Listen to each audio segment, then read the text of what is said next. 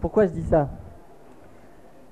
Kousmine, elle va dans le même sens un petit peu en disant vous mangez n'importe quoi. Puis comme le corps, il veut protéger l'ensemble du reste, il va stocker les toxines dans une partie du corps pour protéger le reste.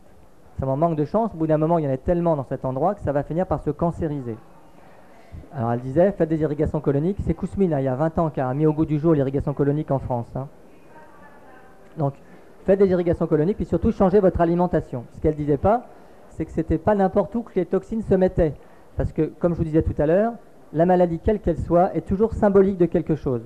Si c'est dans le sein, c'est que la personne a un problème relationnel avec un enfant, avec un conjoint, ou avec sa propre mère, presque toujours.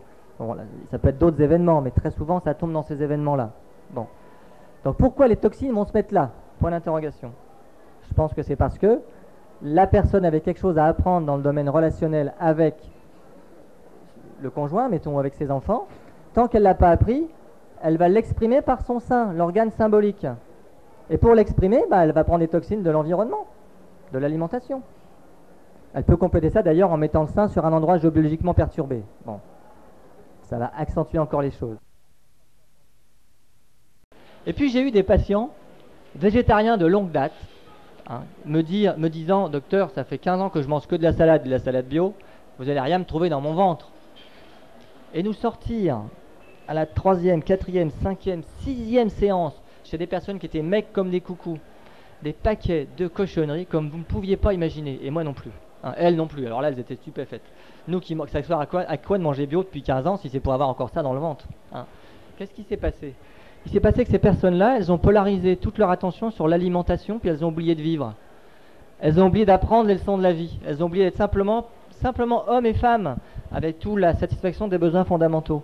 Eh bien, leur corps, il a gardé l'expression des événements qui n'ont pas été vécus comme des expériences d'humanité sous forme de toxines, dans l'intestin, entre autres, mais aussi partout dans le corps. D'ailleurs, c'est des gens qui ne respiraient pas la pleine santé malgré leur alimentation bio. Et regardez autour de vous, il y a beaucoup de gens qui se focalisent, qui polarisent sur l'alimentation, et puis qui ont un teint terreux, qui ont l'air malades. Puis vous avez des gens qui mangent n'importe quoi, puis qui ont l'air d'être heureux de vivre, et puis qui meurent à 85, 90 ans, comme si de rien n'était. Alors il y en a qui disent, c'est pas juste, j'ai fait attention toute ma vie, et puis moi, à 50 ans, j'ai ma maladie. Eh bien, pour moi, l'explication, elle est là. C'est que la priorité dans la vie, c'est d'abord de vivre. Quand on vit bien, on se développe, on s'épanouit, on va vers une harmonie.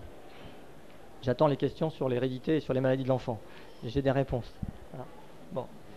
Mais quand on commence à oublier de vivre, notre corps, lui, se manifeste. Il ne veut pas qu'on oublie de vivre. Il a envie de continuer de vivre. Donc, il va manifester par un certain nombre de moyens, dont les moyens les plus simples, ce sont les malaises, les maladies, les émotions.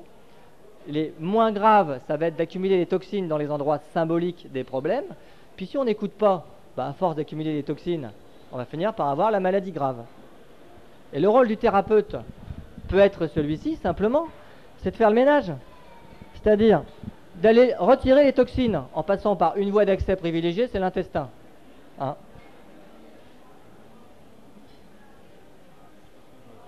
la conclusion, on va ramasser les papiers pendant ce temps-là. D'accord. D'accord. Donc, je sais pas quelle heure il est 80, d'accord. D'accord, c'est bon. J'ai un tout petit peu d'avance quand même. Oui. Donc, le thérapeute, qu'est-ce qu'il peut faire? Aider la personne à éliminer les toxines en passant par l'intestin, c'est une bonne voie. En passant par la peau, avec le sauna par exemple, c'est un autre moyen. En passant par l'isothérapie urinaire, un drainage des reins, c'est un autre moyen. Tout ça, c'est complémentaire. Bon. On peut travailler en libérant les mémoires à d'autres niveaux. L'oreille, les poumons, enfin, il y a d'autres techniques. Ça, vous verrez toutes celles qu'on peut utiliser, nous, dans le centre. Mais une fois que ça, c'est fait, très souvent, les événements qui ont été mal vécus, eux, remontent à la conscience. Il faut encore prendre en compte ça. Ce sont des leçons qui n'ont pas été apprises. Il faut donc bien les apprendre. Donc on va aider les gens à prendre conscience de la signification de ce qui a été mal vécu. Deuxième étape. Puis troisième étape, ça va être de les aider à mettre en place des outils de transformation pour apprendre les leçons au fur et à mesure, pour plus tomber malade. Parce qu'en fait, on n'est pas fait pour être malade. Je vais vous dire, je suis médecin, mais j'en ai marre de me battre contre la maladie. Vraiment, j'en ai marre, parce que je pense qu'on peut l'éviter. On n'est pas fait pour ça. Et tant qu'on se battra contre la maladie et pas qu'on vivra pour être en bonne santé, eh ben on va accentuer le gouffre de la sécurité sociale et ça sera sans fond. C'est pas comme ça qu'il faut prendre le problème. C'est commencer par choisir de vivre. Donc voilà le rôle du thérapeute. Quand vous êtes complètement délabré, parce que vous vous êtes pas vraiment écouté toute votre vie, hein, on va vous remettre en état, c'est normal. Après ça, on libère les mémoires, et l'intestin est un lieu privilégié pour garder les mémoires. Hein. On va vous aider à prendre conscience de qu'est-ce que ça veut dire que ces événements, et puis on va vous aider à mettre en place une transformation. Voilà comment, à partir d'une technique simple, qui est une technique d'hygiène de base, vous pouvez très bien pas suivre du tout ce que je vous ai dit par ailleurs, vous faites des irrigations coloniques, vous allez vous sentir mieux. Simplement, vous risquez, si vous n'allez pas plus loin que simplement l'irrigation colonique, comme avec toutes les thérapies, de tomber sous la dépendance. Je suis allé voir mon mon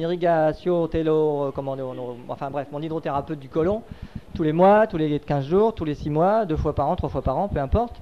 C'est bien pour lui peut-être, s'il aime bien ça, parce que ça va lui rapporter un peu. Pour vous, ça sera bien un moment, mais de toute façon, à un moment donné, ça passera pas par l'intestin, parce que vous n'arrêtez pas de le récurer peut-être. Mais votre conscience, elle va vous acculer à avancer. Et c'est pas l'intestin qui va trinquer, mais ça sera autre chose. Alors, peut-être vous changerez de thérapie, hein, mais ça sera pareil, ça ira bien un petit peu, puis à un moment donné, hop, votre conscience, elle va échapper. Donc, ce que je vous invite à faire, c'est à vivre.